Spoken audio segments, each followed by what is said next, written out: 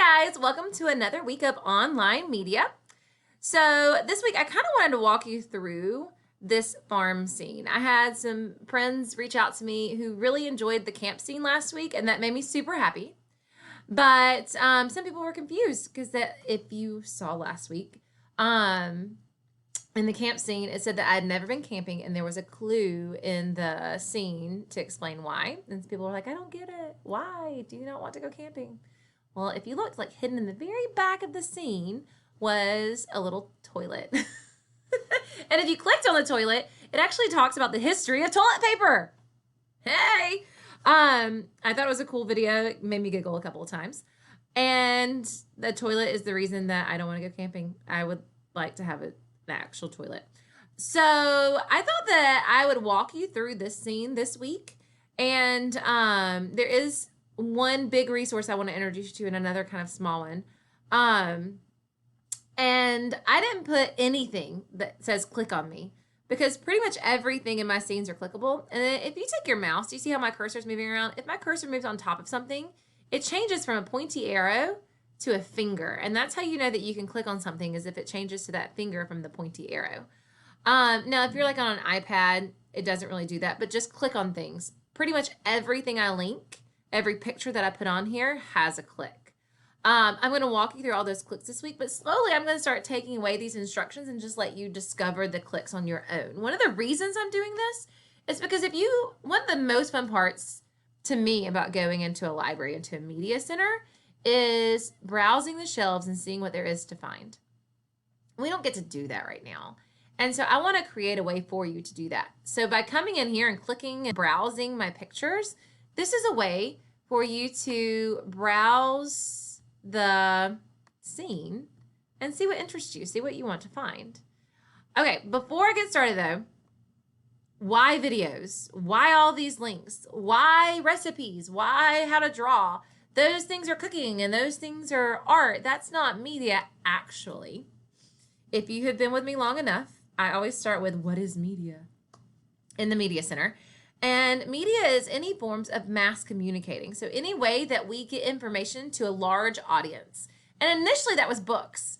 And so that's why our libraries have transitioned into being called media centers, because it's not just books anymore. It's other things.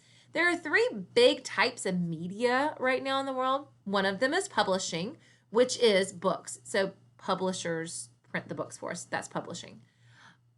Another type is the internet. So all of those social media platforms that you see, YouTube and web browsing and Wikipedia, all of those are internet resources that are a means of mass communication.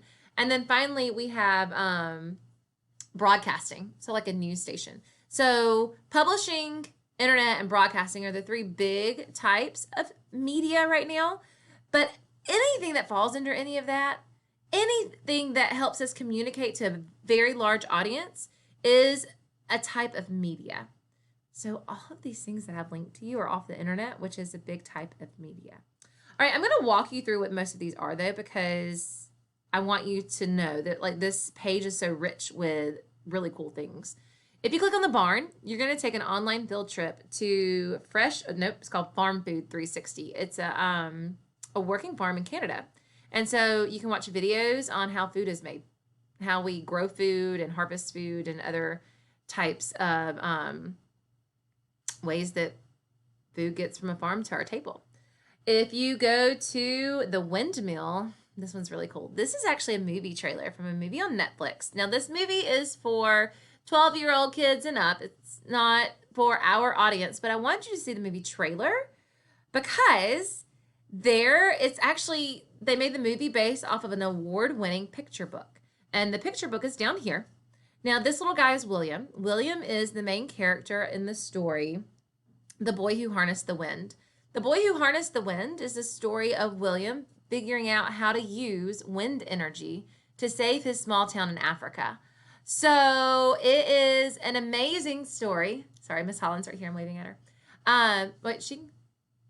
She's talking to Elle. Elle's right out there. It's an amazing story of this little boy who figured out how to use basically junk to create a wind turbine to harness energy for his small town. And it's inspiring. So watch the movie trailer first, then watch the online reading of the book second.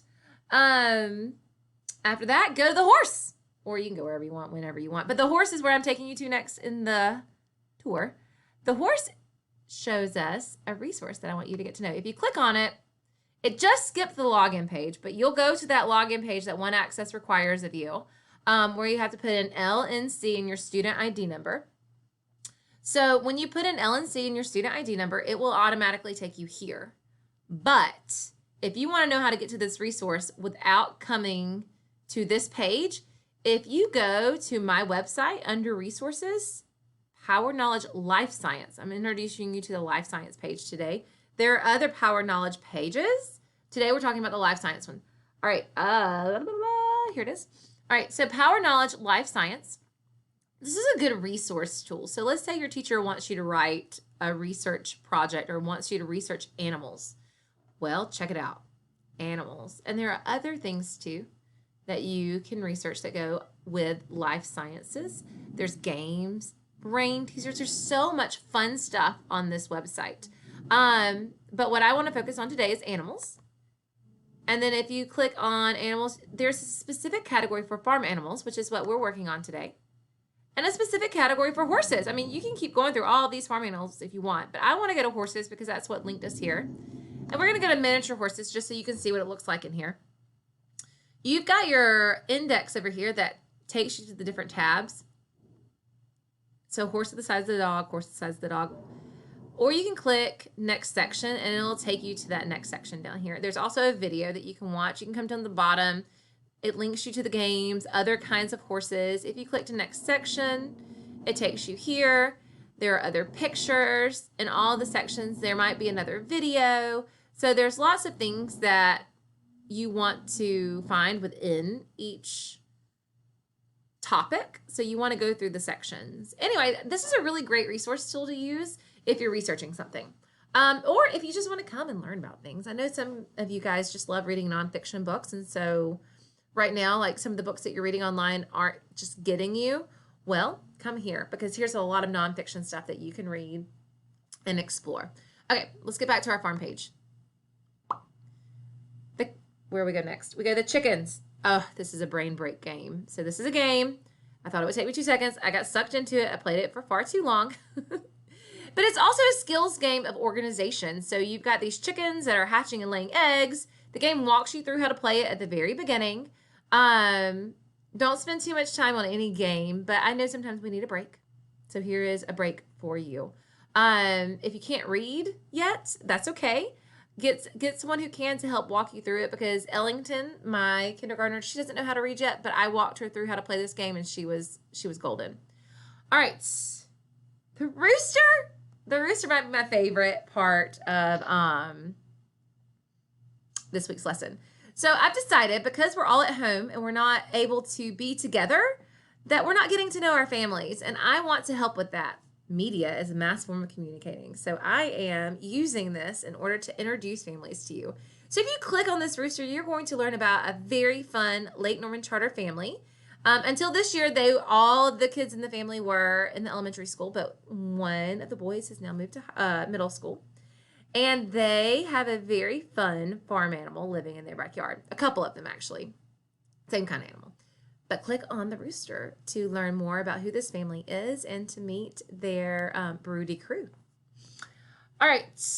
And I hope to do this every week. Like, I have a plan already for next week about introducing you guys to another LNC family. So I would love to use this as a way to connect each other.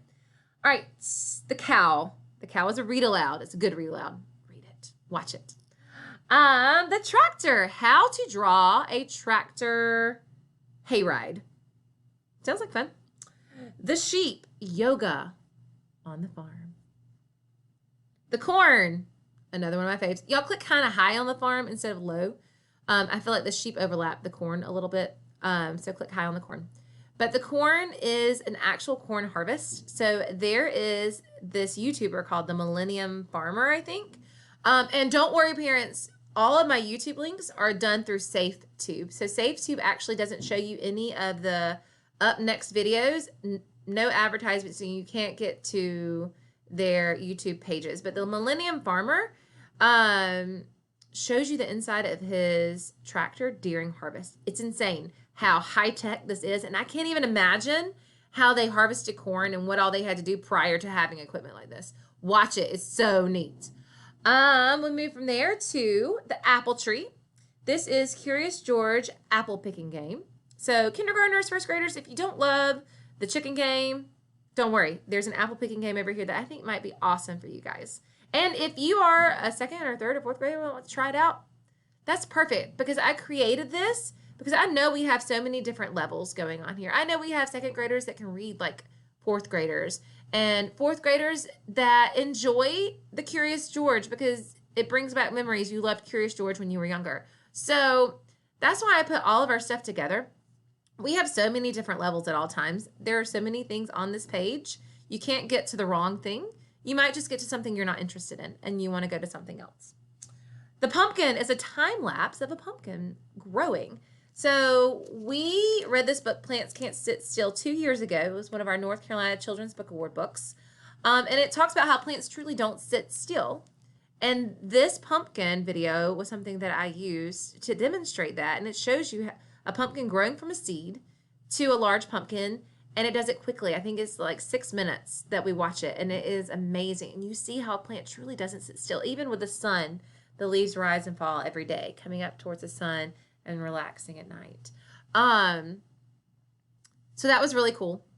I enjoy that one. The duck is a read aloud, awesome one. This is a really good story. The milk. Now, I've got like some great read alouds in here. And this milk read aloud is a funny one. It's Milk Goes to School. I don't know if you've ever read the book Peanut Butter and Cupcake, but it's the sequel to it. It's a sillier book. But y'all, I love silly books. This might be my favorite read aloud on the page. It's not, because The Boy Who Harnessed the Wind is actually really important. But Milk Goes to School, so fun and cute and clever. Okay, beside that, we've got the apples and the bananas. Learn how to make apple banana bread. If anybody makes it, let me know. I'd love to know that you actually use this recipe. The dog links you to 10 working farm dog breeds. And so it tells you like the best farm dog breeds because some dogs really do well working on a farm and why they do well working on the farm. And the very last thing is the sunflowers. And the sunflowers actually, here we go. The sunflowers actually is a website that we found in the back of this book. I want to show you this. This is my other like small resource that I wanted to introduce you to. I need to move my screen over too. Okay, so this is just information. I mean, it's interesting, whatever. But over here is where we really got excited when we first started exploring this 2 years ago. If you go under these, you're going to watch some cool videos of plants growing. So these are 2 corn kernels planted in the ground. One's planted facing up, one planted facing down. And down below, it explains to you that no matter what, the seed knows gravity. And so it grows down. Do you see how this one's about to sprout? And it turned around to find gravity. I thought that was super cool. Okay, so there are lots of different things that you can learn like that throughout this whole page. But let's go back to the farm. Inside the barn, there's nothing yet because this video is actually going to be put inside the farm as soon as I'm done recording it. And that's this week. Guys, I hope you have a great time exploring this. If you do need a refresher on where to find your student ID number, especially for the link that I put under the horse, the Power Knowledge series, if you go under my previous lessons up top, it tells you how to find the link. Not the link, but it tells you how to find your student ID number. Okay, guys, I hope you have a great day. Peace out. Enjoy media. Peruse the board. And hopefully I'll see you soon. Bye.